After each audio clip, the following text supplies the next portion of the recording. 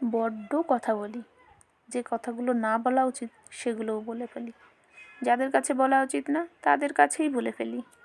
বারবার একই ভুল করি, তাও নিজে শুধরাই না।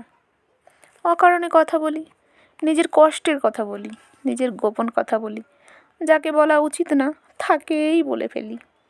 পরে সেই মানুষটাই আমাদের সবচেয়ে বড় শত্রু হয়ে যায়। ভুলটা তখন বুঝি, কিন্তু ততক্ষণে অনেক দেরি হয়ে যায়। মুখের ভাষাই মানুষের বড় শত্রু।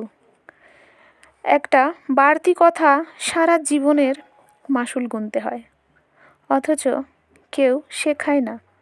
প্রয়োজন ছাড়া মুখ খুলিস না, প্রয়োজন ছাড়া মুখ খুলতে নেই। তাই নিজের ভুলে নিজেই ফাঁসি প্রতিবার। মানুষ আমাদের ভালো কথা শুনতে চায় না গো।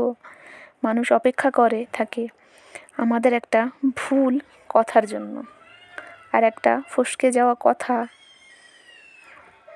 সেই মানুষটা গল্প বানায়, গল্প বানিয়ে চারিদিকে ছড়ায়। তাই যে কম কথা বলে তার শত্রু কম, যে বুঝে কথা বলে তার সমস্যাও কম। চুপ থাকাটা হার নয় গো, চুপ থাকাটাই আসল জিত। যে চুপ থাকতে পারে সেই কিন্তু আসল বুদ্ধিমান মানুষ।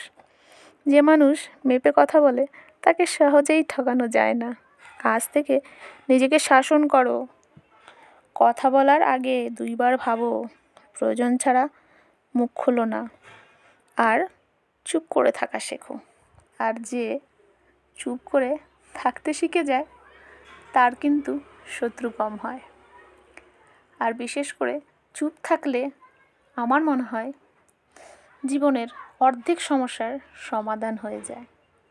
এবার বলো, কথা বলা ভালো নাকি চুপ করে থাকা ভালো? এই জিনিসটা আমাদেরকে শেখায়, কিন্তু শেখাতে শেখাতে অনেকটা দেরি হয়ে যায়।